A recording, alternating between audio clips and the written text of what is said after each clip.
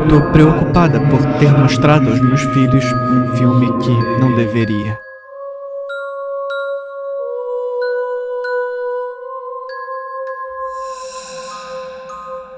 A minha tradição familiar favorita é a noite de cinema. Toda sexta-feira, às 7 em ponto, faço uma tigela grande de pipoca, sento no sofá com um gêmeo de cada lado e coloco um filme. Normalmente assistimos a qualquer coisa que Oliver e Olivia queiram assistir, o que nos últimos 3 meses tem sido os filmes de Meu Malvado Favorito em ordem um após o outro. Sabe, eu gosto da animação tanto quanto qualquer outra pessoa, mas se eu tiver que ouvir ele é tão fofinho mais uma vez, eu acho que eu posso realmente enlouquecer. Então, para a noite de cinema desta semana, sugeri que assistíssemos a algo que a mamãe ia gostar também. Eba! Meus queridos gêmeos nem discutiram, eles são impecavelmente educados para alguém com apenas 8 anos.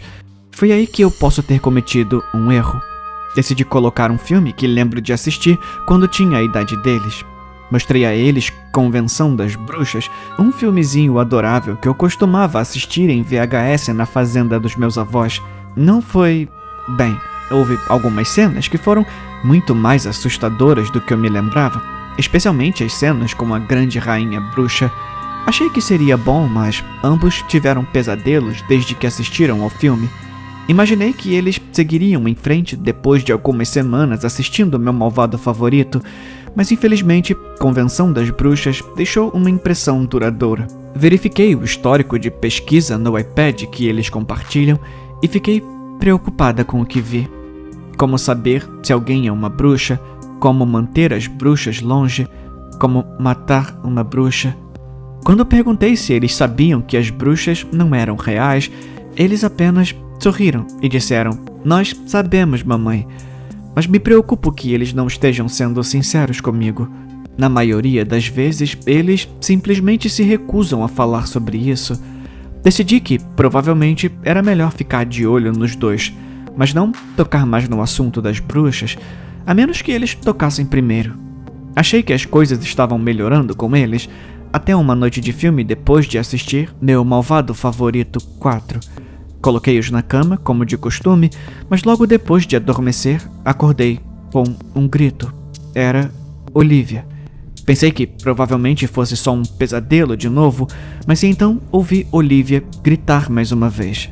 "Mãe, socorro!" Agora comecei a entrar em pânico. Corri pelo corredor até o quarto deles e vi que a porta estava escancarada.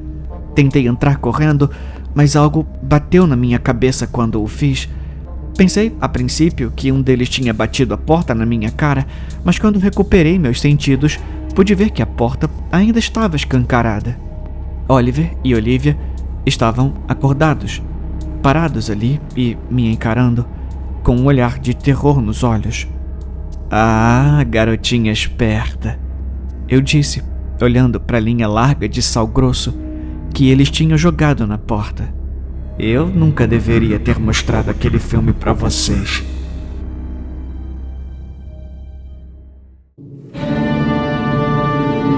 Deus não quer incels. O marketing foi o que finalmente me fez ceder. A fatia de maçã com sementes em forma de coração estava em todo lugar, nas laterais dos ônibus, na parede suja do metrô, até mesmo online, nos fóruns que costumavam ser os únicos lugares onde eu sentia que pertencia, e aquele maldito slogan, zombando de mim: Deus não quer incels. Naquele ponto, eu tinha gasto uma fortuna em todos os aplicativos e sites de namoro, assinaturas de academia, comunidades de autoajuda que acabaram virando golpes, salários inteiros. Tentei fazer as contas uma vez, somar tudo, mas acabei quase arrancando a tela do meu laptop. Nada funcionou. Eu odiava me olhar no espelho. Estava chegando ao ponto em que eu não conseguia suportar a minha mente afundando no mais escuro dos lugares. Era hora de fazer uma mudança real. Demorou 2 anos até eu economizar dinheiro suficiente, comendo macarrão instantâneo nos dias em que eu realmente tinha dinheiro para comer. Eu questionei minha decisão constantemente, mas quando fiz meu primeiro pagamento, eles me convidaram para um grupo privado com outros caras no mesmo barco. Isso ajudou a me convencer. Aumentou um pouco a minha confiança. Tudo isso voou pela janela no dia do procedimento. Acordei coberto de suor, meu coração batendo como uma bomba, e fiquei assim até que eu estava na mesa de operação. Uma das enfermeiras, sentindo a minha ansiedade, pegou minha mão antes que ela me fizesse começar a contagem regressiva. 10, 9, 8... E então, nada. Acordei sozinho no quarto de hospital, branco, estéril, o ar reciclado, frio contra minha pele. Respirei fundo, o cheiro amargo do antisséptico no fundo da minha garganta. Eu me mexi, no vestido do hospital farfalhando contra os lençóis. Uma dor fraca latejou sob as bandagens apertadas no meu peito, e havia algumas manchas de sangue. Toquei o local, empurrando para baixo, sentindo o vazio. Adeus, costela. A enfermeira entrou no quarto, os olhos enrugados em um sorriso quando viu o meu rosto. Ela pegou o prontuário no pé da minha cama, folheando as páginas. Tudo correu perfeitamente. Sua voz era reconfortante. Ela é linda, saudável, 3,5 kg e... ela é muito inteligente. Você pagou pelo plano de seguro, então temos seus backups prontos também. Tão rápido? Perguntei. A gestação leva apenas algumas horas agora. Ela respondeu. Lembrei-me disso dos folhetos, mas ainda não consegui acreditar. Você fez a escolha certa. O arcebispo prometeu que continuaria melhorando, mas o aumento nas taxas de natalidade simplesmente não está acompanhando a demanda com todos os casamentos plurais. E todos os homens merecem uma esposa. Você vai levá-la para casa ou hospedá-la na igreja? Ela perguntou despreocupadamente, ocupada, marcando caixas. Para casa. Respondi rapidamente. Os conventos onde mantinham as Evas eram caros, e eu nunca fui muito religioso. Eu não criaria minha esposa para ser nenhuma das duas coisas.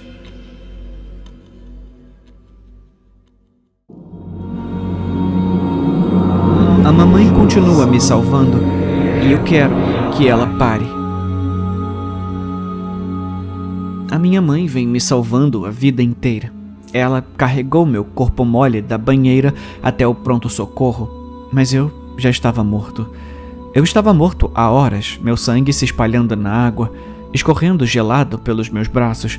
Acho que parte de mim, aquela parte desesperada de mim, estava tentando descobrir uma maneira de me machucar novamente. Quando a enfermeira percebeu o que eu estava tentando fazer, fui tomado por uma felicidade artificial que eu não queria. Meus lábios se abrindo em um sorriso que não era meu. Meus pensamentos se confundiram. Algodão doce no meu crânio e o alfabeto tremeu na minha língua. Eu não queria estar vivo. E ainda assim, aqui estava a minha mãe, seus olhos ligeiramente maníacos, exigindo a pergunta: por quê? Eu me via acariciando cuidadosamente a parte de trás da minha cabeça, onde eu tinha sido cruelmente cortado, mais uma vez para me salvar. Não há como mudar de ideia quando você decide que quer morrer. Esse sentimento é profundamente enraizado e não importa o quanto você pense que está melhorando, ele nunca te deixa. Como um tumor, ele só cresce. Mas eu não podia contar isso para minha mãe. Crianças que dizem a verdade sobre querer morrer são enviadas para as instalações sem nome. Os casos de sucesso retornam com olhos vazios, bonecas com os fios certos cortados. Os que dão errado desaparecem, para nunca mais serem vistos. Aos 16 anos, ela me salvou novamente. Dessa vez, pulei do telhado da minha escola e caí no meu pescoço, estilhaçando meu corpo. Eu não senti porque já estava morto. A mamãe, no entanto, me tirou do asfalto quente e me carregou, mais uma vez, para o pronto-socorro. Desta vez, acordei com um vaso sanguíneo rompido no meu olho. A parte de trás da minha cabeça estava afundada. Meu cérebro vazando pelos meus ouvidos e meu coração não funcionava mais. Mas eu estava vivo. Mamãe me abraçou com um sorriso e na cama ao meu lado, um menino começou a chorar. Ele era o garoto que se decapitou. Eu ainda conseguia ver os pontos desajeitados em seu pescoço. a maneira como sua cabeça pendia em um ângulo estranho, metade de seu olho direito pendurado para fora. Eu apenas alarguei meu sorriso e apertei minha mãe com mais força, exatamente como ela queria que eu fizesse. Com 18 anos, paguei um homem para me matar, me desmembrar e me queimar até o esquecimento. A lei era bem direta. Os pais tinham o direito de trazer seus filhos mortos de volta, mas e se não houvesse nada para trazer de volta? Desta vez, certifiquei de que minha morte fosse concreta. Eu me deleitava em meu desvendamento, no esquecimento que finalmente me envolvia. Morrer não era nada, e esse nada era exatamente o que eu queria. Mas a morte não durou muito, porque, de repente, eu estava pensando com clareza demais. Estava tão brilhante e meus pensamentos estavam confusos e errados. Porque eu não consigo pensar direito. A luz estava mais brilhante e mamãe pairava sobre mim. Ela me salvou de novo. Parabéns. A voz de uma mulher entrando e saindo. É uma menina.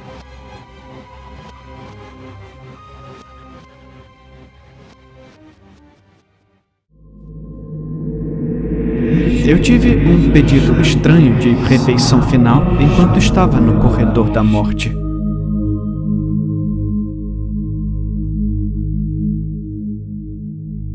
Foi estranho quando fui sentenciado à pena de morte. Eu merecia? Absolutamente. 5 assassinatos ritualísticos. Legalmente e moralmente, isso de fato justifica uma pena de morte. A parte estranha foi o sentimento. Quando lhe dizem que você será morto neste momento, nesta data, que você vai pagar por seus crimes com sua vida. Eu estava animado. Sabe, os rituais não foram à toa. Eles foram para que eu pudesse viver pela eternidade. Então, ao beber o sangue de 5 pessoas inocentes, seu espírito será transformado em um animal que vive eternamente. Um que possui o toque da morte, Satanás andando pela terra. Lúcifer fez o mesmo truque para se tornar o bode que você conhece. Ele bebeu o sangue de 3 inocentes como mortal, no entanto. Daí, o leve mau funcionamento para permanecer parte humano. Para escolher seu animal, você passará uma eternidade gloriosa, pois a sua carne é a última coisa que você deve consumir enquanto estiver em seu corpo mortal. É por isso que a refeição final da morte era a parte mais crucial para mim. Qualquer carne de animal que eu escolhesse seria o que eu personificaria na minha próxima vida como o portador da morte de toda a humanidade. Um bife para virar uma vaca? Delicioso, mas ridículo. Nuggets para virar uma galinha? Vergonhoso. Eu estava de olho na carne de um animal. E apenas um. A cobra foi o que eu escolhi. Uma piton para a qual o mundo teria que abaixar a cabeça. A cria de todo o mal. A serpente. Eu fiz campanha por anos enquanto estava no corredor da morte. O público em geral ficou furioso com a ideia de eu ter uma refeição final, muito menos receber uma carne exótica como cobra. Você não acreditaria como as associações de animais receberam tudo isso.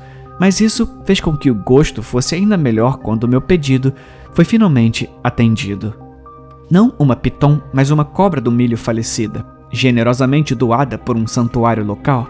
Nesse ponto, as pessoas só queriam que eu parasse de apelar do meu caso, só para morrer logo. A carne era macia, mastigável e sem gosto. Foi a pior refeição que já tive, mas as repercussões imortais fizeram com que tivesse um gosto divino. Eles me injetaram cloreto de potássio logo depois. Foi indolor. Perfeito. Não demorou muito para que eu retornasse, logo após a minha cremação. Fiquei ali sentado naquela caixa, esperando para ir para a fornalha. Meu corpo sem vida, há horas de reencarnar. Foi quando aconteceu. A porta que algum interno deixou aberta de forma imprudente no crematório.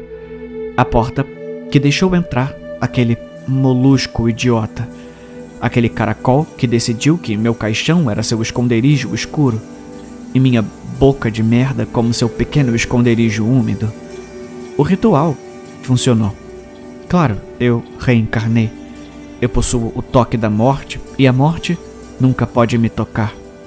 Mas eu não sou a serpente que pretendia. Eu nem sou o bode que Lúcifer era. Eu sou o caracol.